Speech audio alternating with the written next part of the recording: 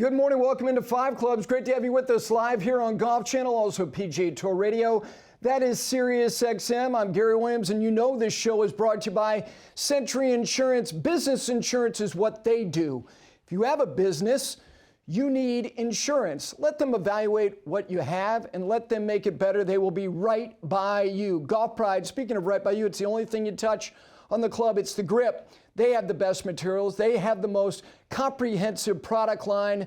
They have the best products. They are Golf Pride. And of course, Peter Millar, it is the season. Every season is the season to upgrade whatever it is that you have in your wardrobe, but it's the holiday season. Go to petermillar.com for everything you wear, whatever it is that you do, way beyond the golf course, but everything you need on the golf course. Peter Millar has got it. All right, it's getaway day around here. People have a little pep in their step. Our last show of the week. It's great that the number one player in the world is playing in this hemisphere, and the number two player in the world in the men's game is playing in that other hemisphere. Rory McIlroy at the Australian Open, Scotty Scheffler at the Hero World Challenge. We got picks today, final picks of the year, and Gil Hance asked the question yesterday, can I pick Scheffler? Because he was over budget in like May. We said, yeah, we won't punish you. And then he went and picked somebody else. You'll find out who it is at the end of the show. How about Gil walking out, now part of TGL, designing holes? Good for him. He needed work. He's not very busy. Speaking of busy, Craig Kessler, the LPGA commissioner, is going to join me at the bottom of the hour. I'm excited to talk to him about a post that he assumed in May.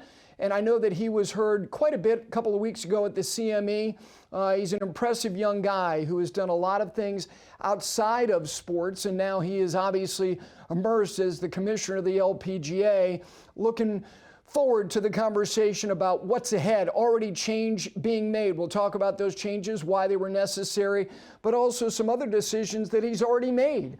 Some not exactly well received by some, but that conversation to come. And Grant Boone, who also does a lot, has been the lead host for the LPGA on Golf Channel and NBC for many, many years, but he's also somebody who's a Texas native. We're going to talk a little college golf, men's and women's, with him, and we'll get some thoughts on the LPGA season with him as well. And before I get to some thoughts about Tiger, look, I try to make good decisions about what I do with respect to my health, and I think I do that pretty much on a regular basis. But I made a bad choice last night, and it wasn't what I ingested. It was what I listened to. And you should just give me 30, 45, maybe a minute on Hunter Yurachek, the college football selection committee chair. You know, as a Vanderbilt Commodore here, I'm listening to him last night, and he's saying, you know, Vanderbilt, because Tennessee is no longer ranked, really doesn't have a signature win. Hey, Hunter, why are they not ranked? Because they got dump trucked at Neyland by Vanderbilt. The more you listen to him, the more confused, frustrated, and just completely bewildered anyone would become, particularly if you're a fan of a team on the periphery, kind of like I am. Thank you, Hunter, for wrecking my Tuesday evening. All right, we digress, we move on. Let's get to happier things. Tiger Woods speaking. He didn't play a competitive round in 2025, and yesterday, you know, we led to his press conference, and I thought, and it wasn't complicated, we knew what he was going to be asked about, and he was asked about all the things we thought. So just to give you a kind of a capsule of what it was that he touched on yesterday, and this was, I believe it was the first question asked about his health. And he said, look, I'm nowhere near playing competitive golf. He was just cleared to just start chipping and putting. He will not play with Charlie at the PNC. He actually talked, I thought it was interesting. I'm very interested to hear him. I'm not going to talk about Charlie. I don't know much about him, and let him forge his own path in golf. But it is funny and sweet when they get to play together. Charlie's got all of Tiger's mannerisms, all of his tics.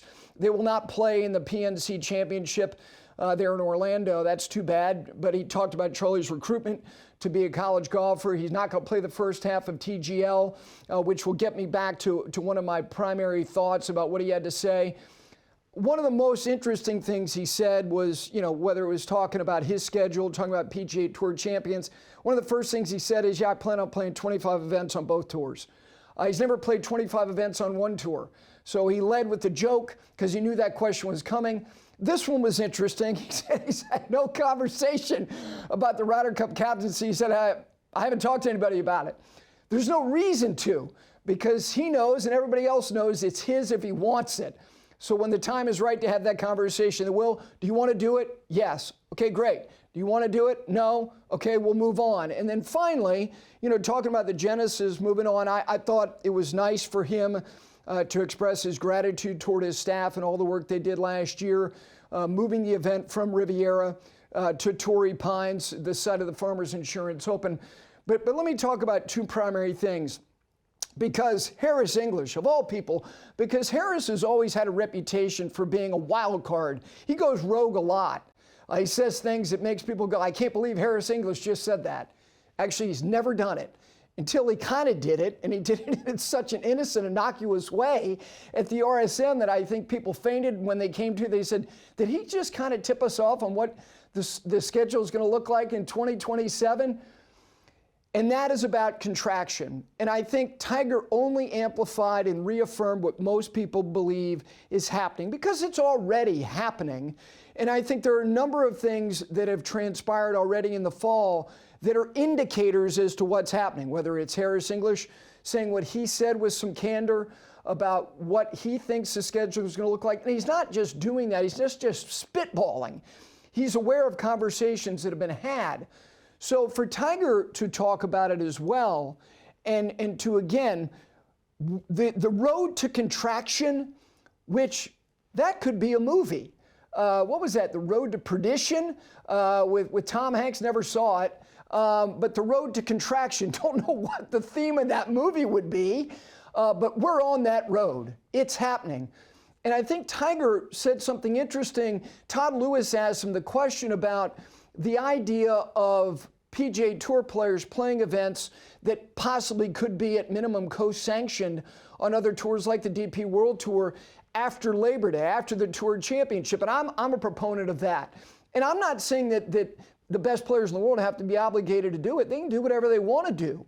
But we saw players that don't necessarily have the biggest profiles, but even Billy Horschel, who does have a pretty high profile, he's been somebody who has made it a point to play international, and he's won the BMW PGA. But even the likes of Michael Kim or Patrick Rogers played in that event this year. And I think that those things are out there. But when Tiger says, look, there are other tours, if players want to go and play on other tours for the balance of the year, they can go do it. What he's saying is, we're not doing that. But if you want to go do that, but here's the enticement. It's not going to be an enticement for Scottie Scheffler necessarily, but it could be an enticement for players who have a profile. If you co-sanction events that are potentially even a Rolex Series event on the DP World Tour, you will lure some top PGA Tour players. Not that they already don't do that, because those are primarily European Tour players. And then last thing, about how much he can play at the age of 50. It's not like he's going to play much, and I said this yesterday. Jack at 50 played 13 events, 9 on the PGA Tour, 4 on PGA Tour Champion / the Senior Tour / Senior Majors.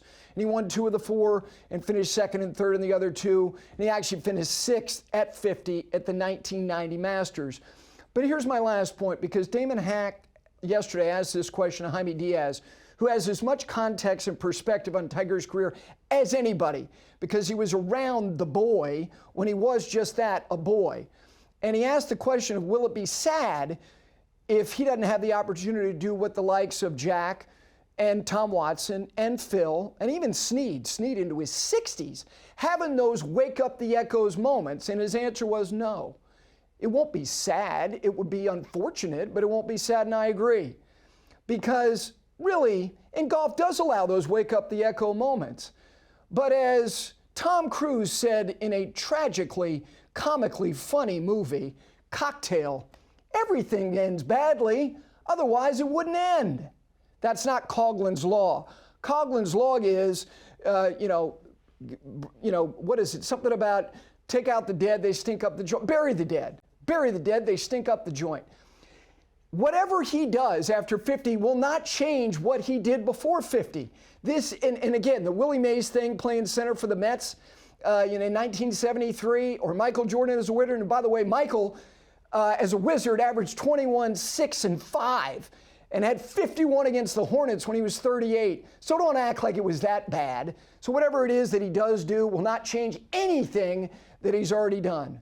All right, Hunter Yurachek, you're off the hook for today. We take a break. When we continue, Grant Boone talks some college golf. Why? Because it's close to home. It's home. And at the bottom of the hour, Craig Kessler, commissioner of the LPGA, is going to join me.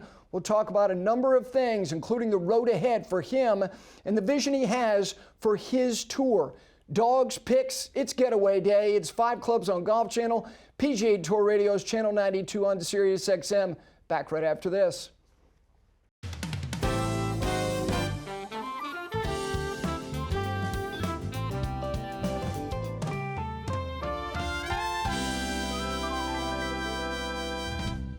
Welcome back in this Wednesday edition of 5 Clubs Golf Channel and PGA Tour Radio's Sirius XM Channel 92. This segment brought to you by Golf Pride. When it comes to having options, and I'm talking about the most robust product line made with the best materials, that's why Golf Pride is the premier grip company globally. All right, joining me now, kind enough, after calling Abilene Christian Pepperdine in Malibu last night, he is Grant Boone, longtime lead host for the LPGA Golf Channel NBC, and he is a Nashville product. He feels my pain about those Commodores because he goes back to the days of Whit Taylor, Chuck Scott, and the boys. Good morning, my friend. Good morning, Gary. How are you, sir? I'm doing great. You're wearing your brand proudly, as you should be. And people are going, we're going to talk some LPGA. Yeah, I'm going to get some thoughts from you on that. But a wonderful announcement, because college golf has become not only more prevalent on Golf Channel, there is a recognition and a relevancy and an awareness of college golfers, men and women, more than there has ever been, primarily because they're seen more before they turn professional. This new event, the Abilene Christian Invitational, that's going to be at Halbert, which this is home for you. Why is this so great for men's and women's college golf, and specifically for Abilene Christian to present this stage?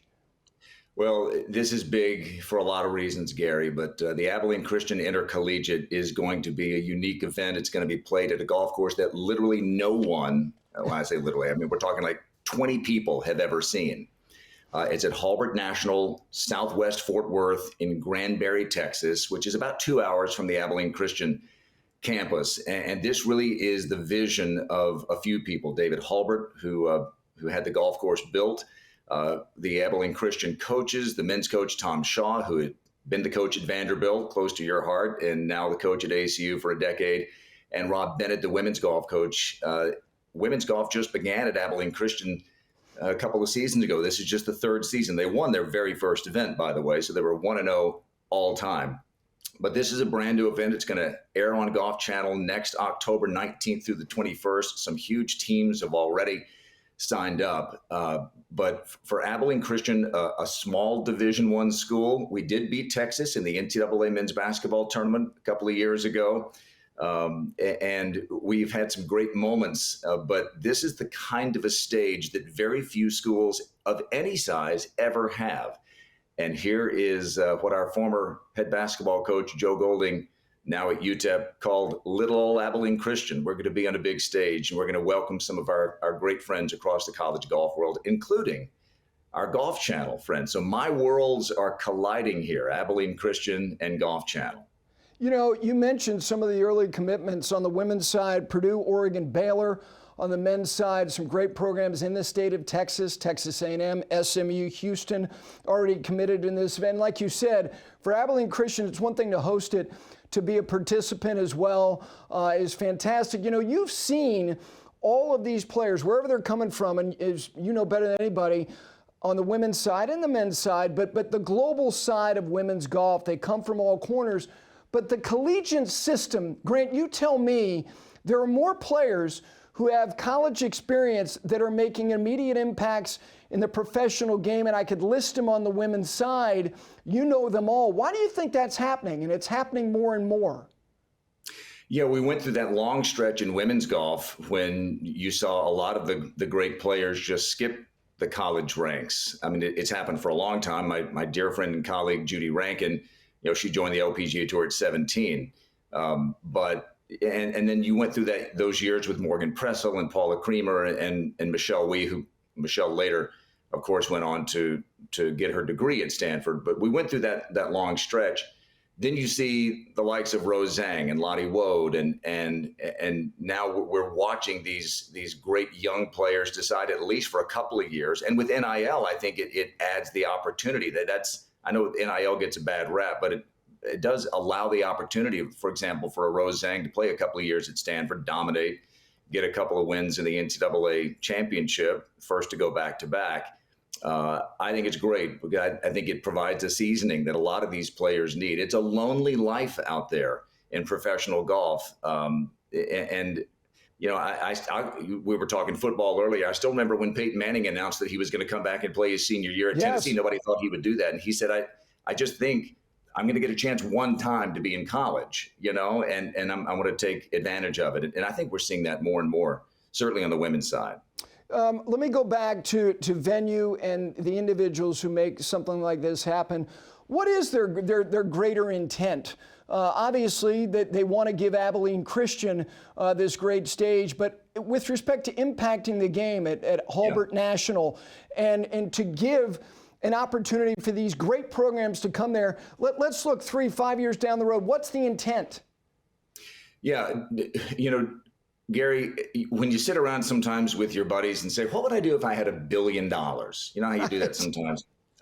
Here's how David Hurlburt answered that question. David Hurlburt, an Abilene Christian graduate from 1978, he decided, I'm going to save people's lives and have Tom Fazio build my family a golf course. That's what I'm going to do with my $1 billion.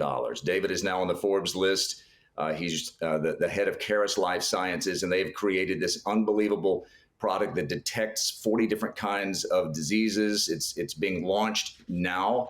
It's a revolutionary product, Caris Life Sciences, and that's his ultimate goal. He wants to save people's lives, and this tournament will give us a chance to promote what Caris Life Sciences is doing. But at the end of the day, David Hurlburt loves Abilene Christian. It's where his family has called home for so many years, and he's had kids there. He's had nieces and nephews go to Abilene Christian. His mother is revered there and is celebrated as a great champion of worldwide missions. And so for David, he wants his shiny new jewel, Hurlburt National, to be shown on a huge stage, and he wants his alma mater to be the real beneficiary of it. And so, again, to have a small Division I school like Abilene Christian to host an event like this, David's over the moon about it, and obviously I am too. Of course.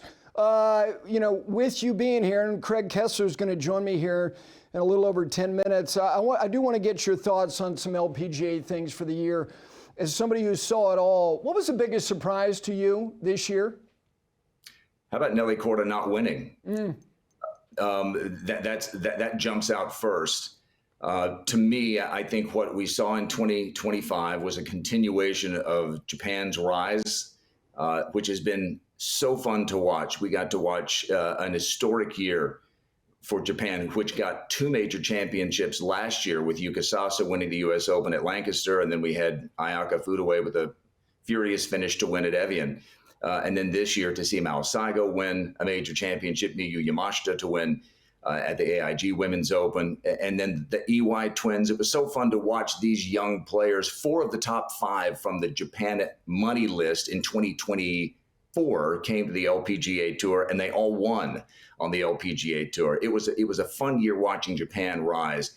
And then for Nelly to play so well and yet not win after 7 victories last year, she seemed to take it in stride. She was frustrated but not down about it. I would not be shocked at all if you saw Nelly win 4 or 5 times. We know she's happy off the golf course, just announced that she got engaged. But I'm really excited to see the youth on the LPGA Tour, literally from all over the globe. We had Russia's Natalia Guseva contending to win on the LPGA Tour after 2 great seasons on the LPGA Tour for her, first player ever from Russia. So you see these young players like Lottie Wode, who was really bitterly disappointed after having the lead going into the final round of the Augusta National Women's Amateur as the defending champion, not playing her best. And then she didn't win the NCAAs, and so you lose track of her a little bit. She comes back, she wins an LET event as an amateur, then she nearly wins the Amundi Evian Championship as an amateur, turns pro, wins her first start on the LPGA Tour. Lottie is leading this young charge of great young talent. It's so fun. And this week we have the finals of Q Series on the LPGA Tour, and we're going to see a bunch more great players come through. You touched on a lot of players. If I said to you, let's buy some stock, maybe 25 was good, but you think 26 could be real ascendancy. Give me two names of two players you think are going to have big 26s. Yeah, I'll say Lottie Woad for sure. This was all a whirlwind for her. She's going to have a chance to regroup now. I think I'm excited about Lottie. Lottie is one of those players, who's here to win. And I love to see that spirit, that fire. I think Jeeno Thitikul is not a player who's going to blow you away. She's still learning English, so she's not someone who's going to, you take over the press room necessarily in English. A phenomenal player who won as a non-member at the end of 2024, and then early in her official rookie season this year won. Watch out for Jeeno. All right, last thing. What did Jeeno Thitikul do best as the best? She was the best player.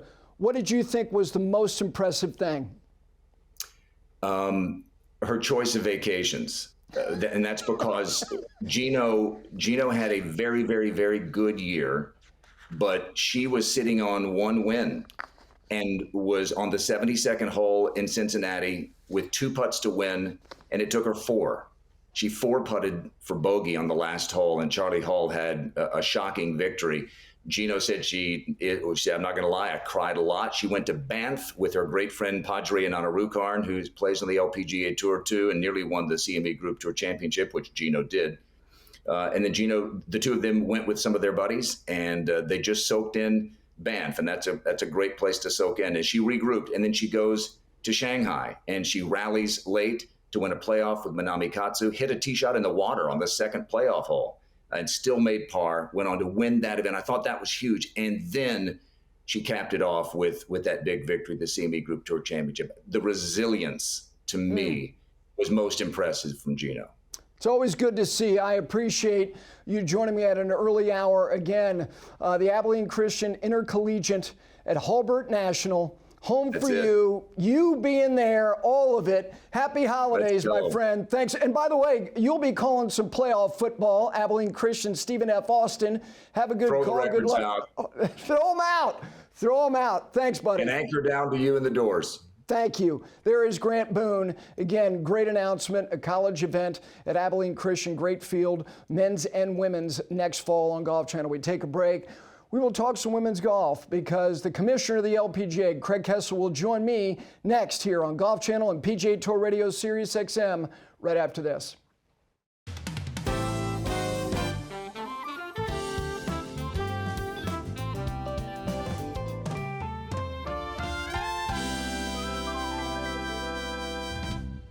Welcome back in. Bottom of the hour here on this Wednesday of 5 Clubs on Golf Channel.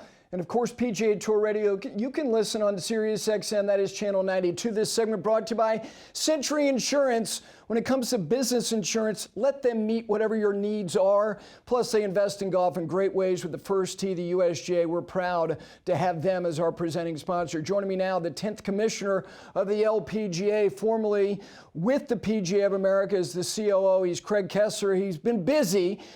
Began his post in May from Dallas, Texas this morning. Good morning. How you doing? Hey, great, Gary. Thanks so much for having me. I'm doing great. Thanks for joining me. You and I saw each other in 2025 for about 12 seconds. It was around the 10th tee at Quail Hollow during the PGA Championship. You were walking with a mutual friend, said hi from afar, and that was it. That's the time you and I have spent together in this calendar year.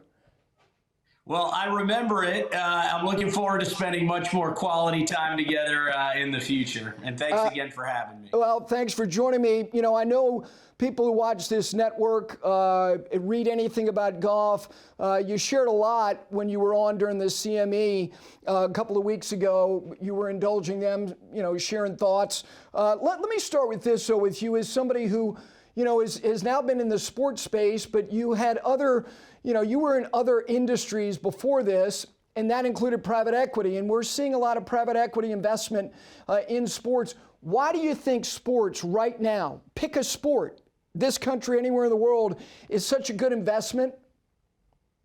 You know, I think historically sports have been undercapitalized. You look at a lot of classic businesses where private equity has figured out how to not just invest, but to grow those businesses. That's a relatively new phenomenon in sports. I think it's also great to be able to point to examples of where private equity has made a difference in sports. Formula One would be a great example. And it is very clear that there's quite a bit of capital coming into sports, not just at the team level, but also at the league level. You know, as somebody who has a background in it, and we know what the PGA Tour has done. They've created a for-profit arm. They have taken private equity investment. And I know that the chairman of CME was asked about this. And one of the things he said, Craig, you probably heard it, he said, look, it's not unreasonable. It's not my choice. But he said, when you make that choice, you do give up control of some things. Will the LPGA explore that over the next 18, 24, 36 months? You know, it's a question I get asked all the time, and here's how I think about it. We don't start with, are we going to raise capital or not?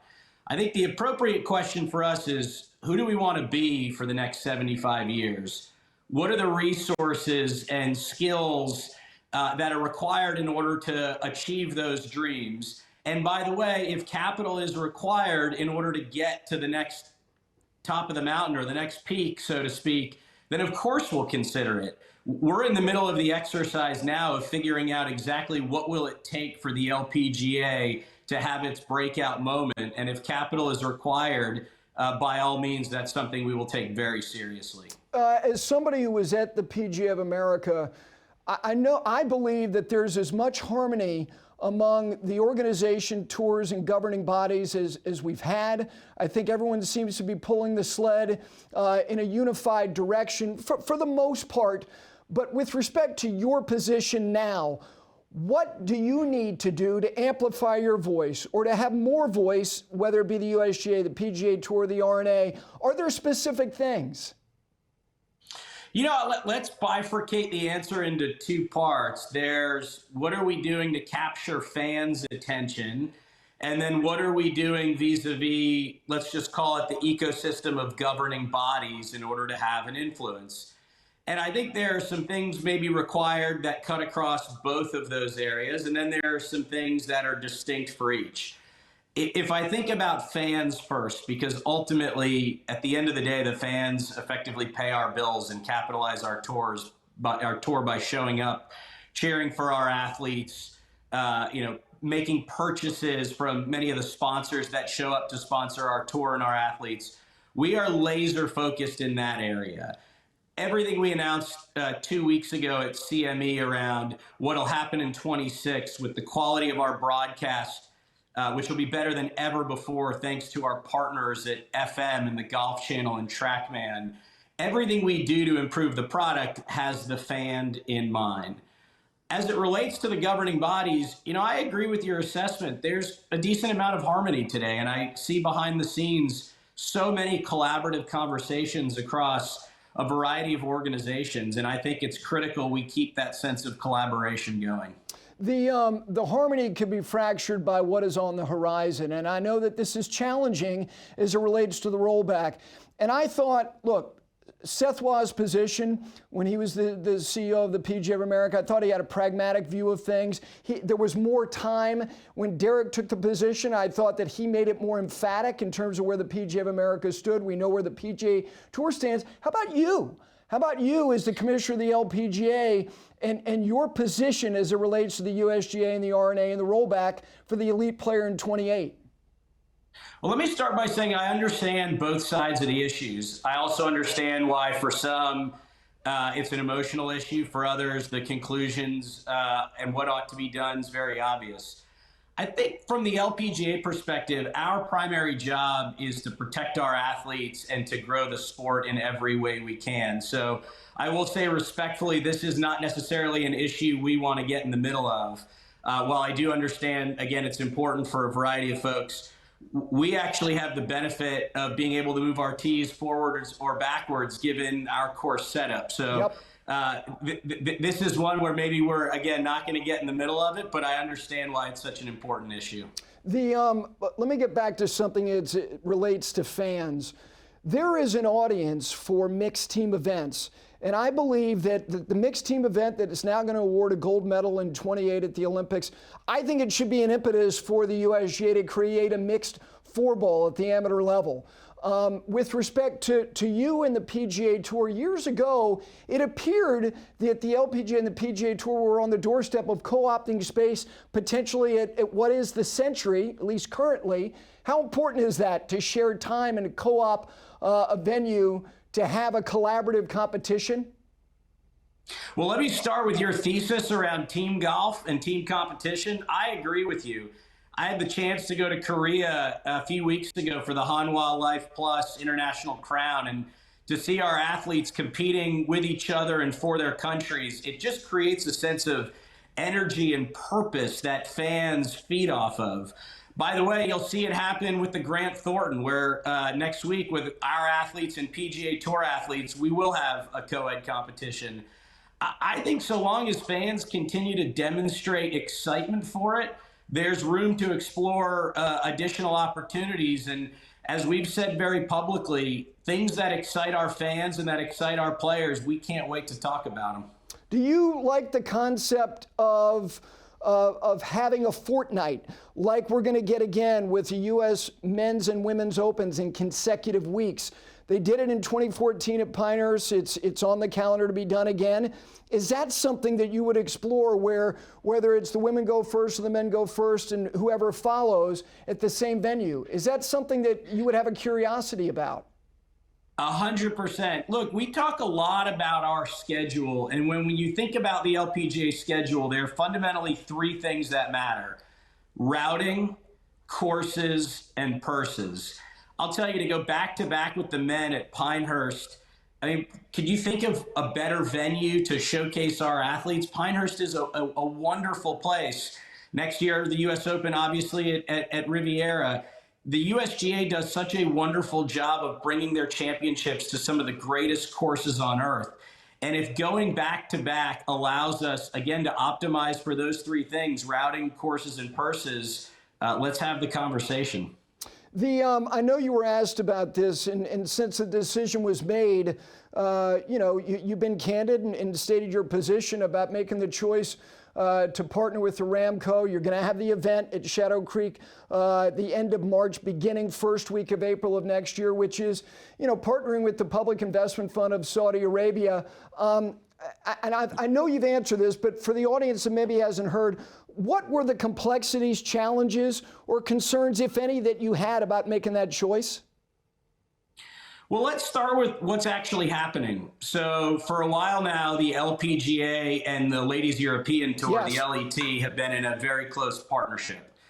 The Ladies European Tour and Golf Saudi have also worked very, very collaboratively. In fact, if you look at the 5 biggest events in terms of purse size on the LET schedule, they're all backed by Golf Saudi.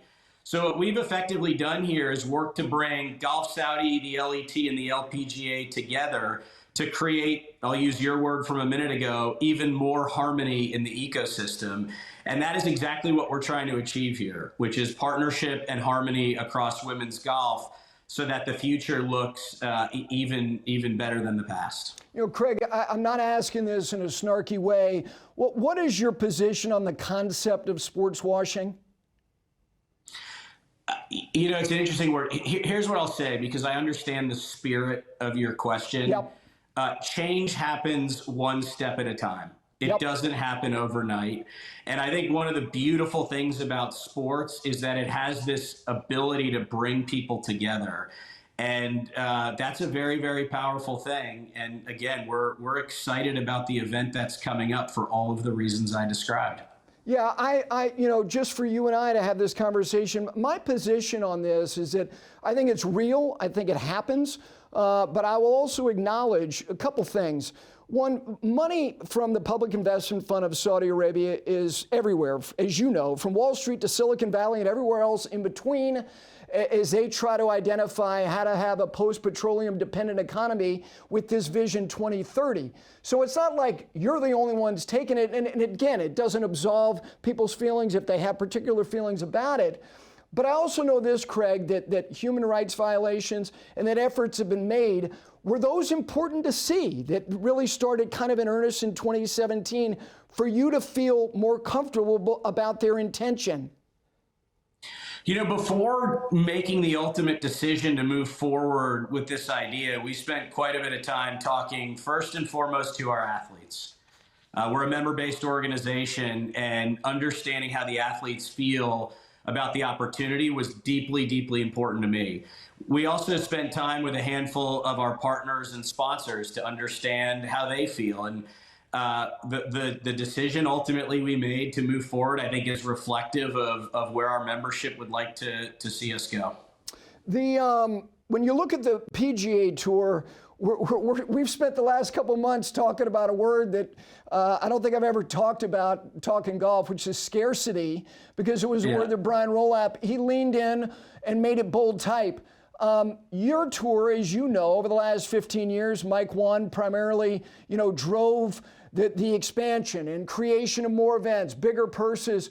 Where are you about where your schedule is and how you want to fine tune it over the next 3 to 5 years? Let's separate what happens inside the ropes from outside the ropes. Inside the ropes, we're in the middle of an exercise now, perhaps similar to the PGA Tour, to define the optimal schedule for us. I think about, in addition to routing courses and purses, how do we make sure our athletes have logical breaks throughout the season so that they can rest and recover? How do we create a schedule that builds drama as we head towards the end of the season so that fans tune in and can't wait to find out, who our CME Tour champion will be at the end of each season? So we're spending an enormous amount of time trying to define that optimal schedule. Outside the ropes, if scarcity is at one end of the spectrum and ubiquity is at the other end, I'm a massive fan of ubiquity. I loved when Nelly showed up at the Met Gala, what she did with Sports Illustrated, Charlie Hall showing up at a state dinner at Buckingham Palace or wherever it was in the UK. And I could go on and on and on about examples of where our athletes have shown up in culture. And if we're going to create connections between athletes and fans, that connection is like the raw ingredient that powers sports. We have to be ubiquitous outside the ropes as often as we can. Why don't you guys have a tug of war and you be screaming ubiquity and Rolap be screaming scarcity? It's kind of like, great, tastes great, less filling for those people. Only if you promise to referee it, Gary. As far as the product, this was something I know you're very excited about. All live in 26 should be overdue. And then the other part, Craig, is how did you guys examine what you didn't have from a presentation and technology standpoint, and how did you prioritize what you needed to have? Well, let's pause on this for a second because I think the message is really, really important. The LPGA is 75 years old. It's the oldest women's sports organization, at least that I'm aware of this scale. And we've never had all of our rounds aired live before. In 2026, that will happen for the first time ever. We also, thanks to a really, really incredible investment from FM, a mutual insurer based out of Boston, we'll have all the bells and whistles. So 50% more cameras, 3 times more microphones, drones. And then our partners at TrackMan, it will have 4 times more shots traced next year than we've ever had in the history of the LPGA. That the athletes have earned it. Right? They've earned the right to show up live and to have a super high quality broadcast that showcases their talents. The way we did it was fairly analytical. We took a step all the way back. we asked ourselves, if you look at some of the broadcasts we're most proud of, our majors would be a great example. What are the things that they have that the LPGA does not have on a weekly basis? We figured out what the gap was. We got our arms around what it would take to close that gap, and we're just really, really excited to see what 26 looks like, thanks to the generosity and investment from all of our partners. Craig, last thing, leadership. It's something my dad spent his career doing at the corporate level and then actually taught it at Carolina's business school, but he also went to Harvard's business school like you did. Leading an organization where you have employees in the building, but arguably your most valuable assets are out in the field, the players themselves. What are the key ingredients to lead? Hearts and minds. I will tell you, the most important thing I've ever learned in leadership is the importance of creating psychological safety for everyone involved. Whether that's a member of the team who maybe has something he or she needs to learn and they're just afraid to have the courage to raise their hand and say, I'm insecure about this, but can you help me? Or a player who says, you know what, I really want to do my part to help the tour, but when the bright lights show up and I'm asked a question live, I freeze. Can you help me figure out how to overcome that? I really want to help. I just don't have the skill to do it. I think it's my job and our team's jobs as leaders of the organization is to create that sense of psychological safety so that when people wake up in the morning, they believe in themselves and they know that there's an army of people behind them who are cheering them on, who are going to do their part to make them successful. That's easier said than done, but know that we spend an enormous amount of time on it. In 2026, you and I will spend more than 12 seconds in the company of each other. Thank you for making the time before the end of the year. Happy holidays, and I look forward to seeing you next year. Thanks for having me on. Happy holidays. Thank you. Craig Kessler, Commissioner of the LPGA. Those were winning words presented by Century Insurance. They are right by you. When you need to have the important conversations about your business insurance needs, let them be a part of it. We take a break. Dogs, picks to wrap up the day right after this.